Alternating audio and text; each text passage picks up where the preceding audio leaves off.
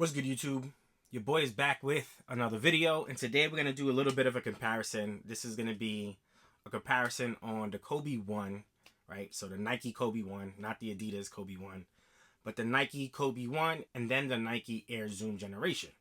Now, although it's called the Air Zoom Generation, it is technically LeBron's first sneaker. I don't know why they called it Air Zoom Generation. I did hear that Nike was unsure how LeBron would play in the NBA, so they wanted to call it something different and then see how LeBron played.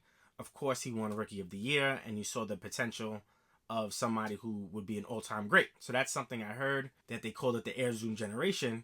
But to me, it's the LeBron one. It's obviously LeBron's first sneaker. And I just got the recent colorway, which was one of the colorways I was actually missing. They released in 2017, and it was like a super exclusive release. Those pairs are going for like $700-800. Now they re-retro them, and I finally have an opportunity to get them. So I want to compare the two, right? So here we have, let me put this sneaker on this side so they are in line with the jerseys. Here we have the Kobe 1, Nike Kobe 1 that is, and here we have the Air Zoom Generation, right? First off, for first signatures, man, I think these are super underrated. So the LeBron 1 is probably a top 5 LeBron for me. LeBron 7, LeBron 9s, and then you could go 10s, 8s, or 8s and 10s. And then to me, the Zoom Generation is right there. And then I'll add the 15 and the 20 to kind of round off my top 7 favorite. There's nothing else after that. Like, there's a major drop off after that, I should say. So, of course, the 3s aren't bad, 4s aren't bad, 2s aren't bad, but those are like my absolute favorite. And then there's another level that we get to the other pairs. As far as Kobe's, most of the Kobe's now look a lot different than these. So he came from an Huarache up-tempo era. So before this sneaker, he would rock this sneaker. This would be the 2K4s. Then he'd rock the 2K5s, which I did have. And I had the Kobe PE. And I absolutely regret cooking those. And I actually played basketball in them. I know I've showed photos of me wearing them at one point. But I wish I had those. I wish they retro those. We'll see if they do. But it basically had an LA map on the 2K5s. And it had Kobe's number 8 on it. So very dope, right? This is the model that he wore in the playoff game against the Phoenix Suns, in which he scored a game-tying shot to go into overtime, and then in overtime he won the game against Phoenix. So awesome game, but he would rock this pair. This is probably my favorite pair. It'd be between these and the 81-point games, which is virtually the same except it's white, purple, and black. This one is more yellow in the sneaker, right? So these are both absolute beauties. Of course, something that Nike has completely gone away from is colorways that match the jersey, right? So obviously this goes perfect with the Kobe jersey. I mean, come on, right? This is a beautiful sneaker to go with the jersey, which, you know, if you grew up in my era, you try to rock the jersey with the sneaker. Same thing with the Mikes. You try to rock a Jordan jersey with the Jordan sneaker. And then this is LeBron's first game. So he wore this in his first game at home, right? So first home game, however you want to call it. His debut sneaker was the white and black version of this one. I don't know which one's my favorite. I will do a comparison, but I'm starting to think that this one may be a nicer colorway, right? This maroon with the navy is just gorgeous in person. So, of course, we have now the jersey with the sneaker, and he would rock this, man. This is an absolute for me this summer. I will be wearing these this summer. This combination exactly. So what I'll wear it with, we'll see. Maybe some navy blue jeans or maybe some navy blue tech fleece. I haven't figured out the bottom or the pants. You guys let me know what pants I should rock.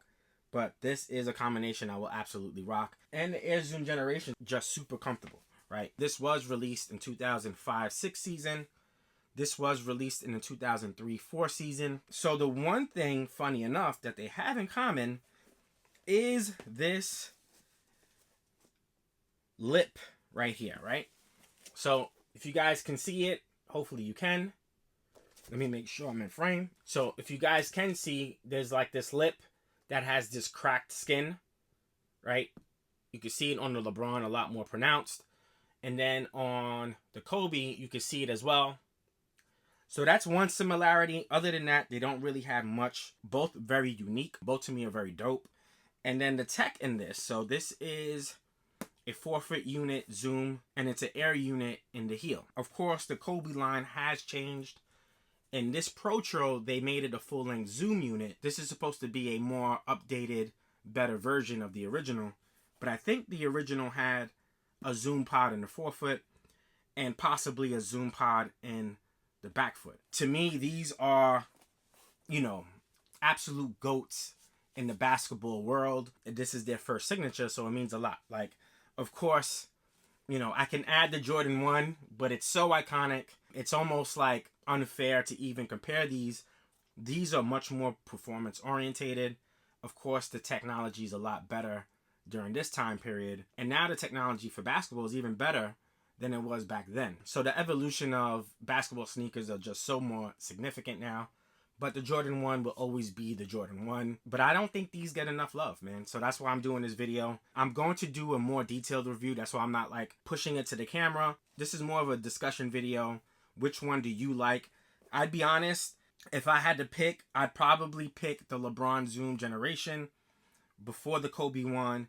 But I love them both, right? So if this is an 11 out of 10 for me, this is a 10 out of 10 for me. That's how much I like both of them. And the fact is, they're some of my favorite players of all time. So Kobe Bryant being my second favorite athlete, not only basketball player, but athlete of all time. And LeBron James is absolutely up there at this point. Like, you know, he may be third or fourth within my top favorite basketball players of all time. And I just have to say this, to see his sneakers retro just make me feel super old.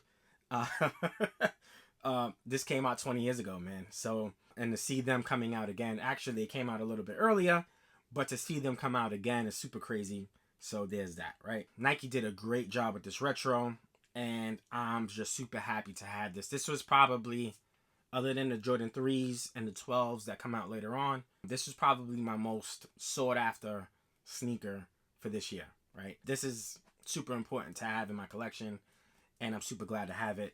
And same thing with the Kobe's, man. Any Kobe that retros that he wore, to me, is a must-have at this point. I'm pretty much done with Jordans for the most part. I will get the Jordan 12s, like I mentioned earlier, and then I'll probably get the Jordan 11 DMPs. And then after that, man, I am on the fence of getting the Wizards 3, and that's only because he wore it during the Wizards season. So I possibly will get that. That's where I'm at with these. These are gorgeous. I'm going to do a video, so if I haven't done it yet, go check out this video that I'm about to do on the Air Zoom Generations, and I'm going to compare them a little bit more closer with the jersey. So there's that. All right. On that note, I hope you guys enjoyed this video. We out. Peace.